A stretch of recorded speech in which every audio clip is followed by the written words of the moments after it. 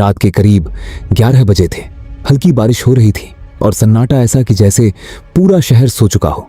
लेकिन उसी सन्नाटे के बीच एक लड़के की जिंदगी में कुछ ऐसा होने वाला था जो उसकी सोच से भी परे था। ये कहानी है आदित्य की, एक साधारण लड़का जो कॉलेज में पढ़ता था। एक दिन उसे सस्ता मोबाइल खरीदने का मन हुआ क्योंकि उसका पुराना फोन खराब हो चुका था। वो एक लोकल मार्केट गया जहां उसे एक सेकंड हैंड मोबाइल मिला। दुकानदार ने कहा, भाई फोन बिल्कुल सही है, बस पुराने मालिक ने जल्दी में बेच दिया। आदित्य ने बिना ज्यादा सोचे वो फोन खरीद लिया। शुरुआत में सब कुछ नॉर्मल था, फोन ठीक से काम कर रहा था। लेकिन असली खेल तीसरे दिन रात से शुरू हुआ। रात के ठीक 2:17 बजे आदित्य की नींद अचानक खुल गई। उसने देखा कि उसका फोन अपने आप ऑन हो चुका था। स्क्रीन पर एक वीडियो चल रहा था। वो वीडियो किसी अंधेरे कमरे का था जहां एक लड़की दीवार के कोने में बैठी थी। उसके बाल चेहरे पर थे और वो धीरे धीरे रो रही थी। आदित्य घबरा गया। उसने तुरंत फोन उठाया, लेकिन जैसे ही उसने स्क्रीन को छुआ वीडियो अपने आप बंद हो गया। उसने सोचा शायद कोई ग्लिच होगा और फिर से सो गया। लेकिन अगले दिन चीजें और भी अजीब हो गई। उसके फोन की गैलरी में एक नया वीडियो सेव था जिसका नाम था हेल्थ स्कोर मी। आदित्य ने जैसे ही वो वीडियो प्ले किया, इस बार वही लड़की,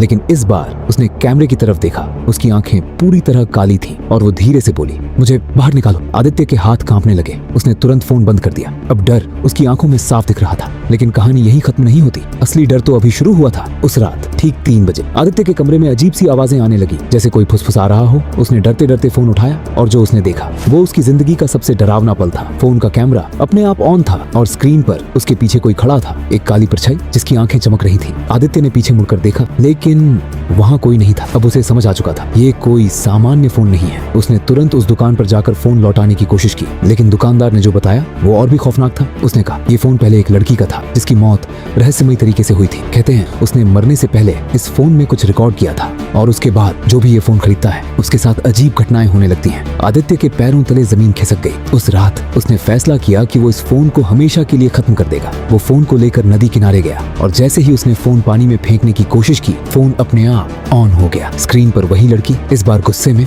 और उसने जोर से चीखा, तुम मुझे छोड़ नहीं सकते। अचानक आदित्य का हाथ जाम हो गया, जैसे कोई अदृश्य ताकत उसे रोक रही हो। और तभी उसके कान में एक फुसफुसाहट आई, अब तुम भी मेरे साथ रहोगे। अगले दिन आदित्य गायब था। उसका कोई पता नहीं चला। लेकिन कुछ दिनों बाद उसी मार्केट में वही फोन फिर से बिकने के लिए रखा गया और इस बार एक नया खरीदार उसे लेने आ चुका था। क्या सच में उस मोबाइल में किसी आत्मा की कैद थी या ये सिर्फ एक खौफनाक संयोग था? अगर तुम्हें ये कहानी डरावनी लगी तो सोचो, क्या तुम कभी सेकंड हैंड मोबाइल खरीदने की हिम्मत करोगे?